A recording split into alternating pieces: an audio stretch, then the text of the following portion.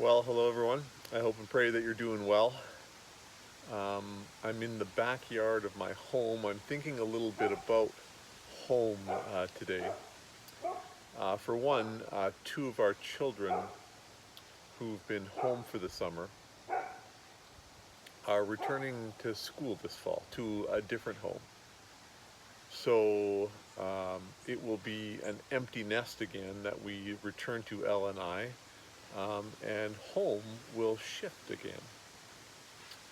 But for another, after spending a little bit of time away physically from this house, from this home this summer, as fun and as exciting as that was, I always love returning home, right? I mean, there's no place like home. Uh, my own bed, my own routine, certain accoutrements of home, and so I love that home. And then I'm also thinking a little bit about folks impacted by wildfires. If you look around in Terrace today on Monday, you can start to see a bit of the smoke in our province, but we really have avoided most of it. And then, as Jacob prayed yesterday in church, there are at least 8 sons and daughters of our congregation who are working for the BC Wildfire Service, fighting fires, and so we're concerned about those folks for sure. Um, But I'm thinking even more about those who've either lost their homes or whose homes are being threatened in places like Maui or Yellowknife or the Shuswap or Kelowna or other parts of our province. Now, I can't even really imagine what it's like to be evacuated from my home and then waiting somewhere else to see if it's still there after the dust settles and literally the smoke clears. We took possession of this house, this home, in late August of 2003, so almost exactly 20 years ago. And so we get our house insurance renewal at this time every year. And so I just received it, I reviewed it, and I paid it.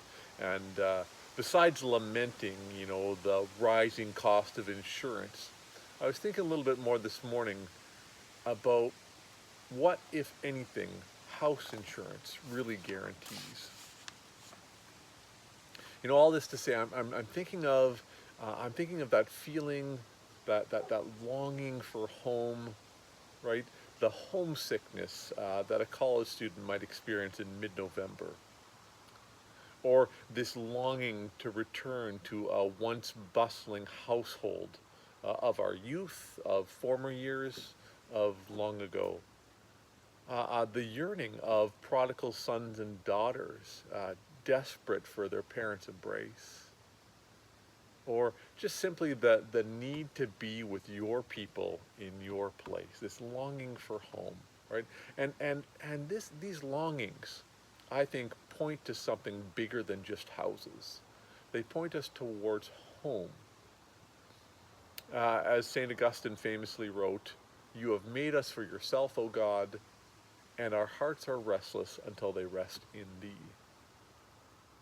And so I don't mean to diminish houses, right? Or the plight of those whose homes might be burning. No, that's not the point. But I wonder about that longing for home and what it might not remind us of. That ultimate longing to be at home with God. That ultimate longing to return to the garden.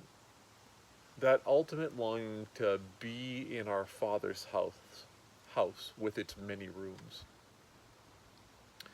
In Revelation 21, John puts it like this at the beginning.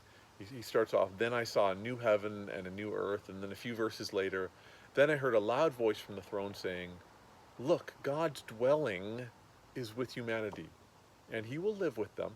They'll be his people, and God himself will be with them and be their God. He'll wipe away every tear from their eyes. Death will be no more.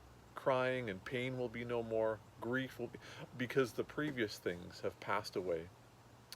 And Philip Reichman, when he's talking about these verses, he says, what we find in these final few verses of Revelation is a sanctuary for the heart of every lonely pilgrim who is longing for home.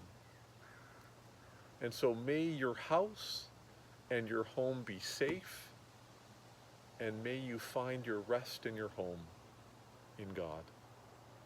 The peace of Christ be with you.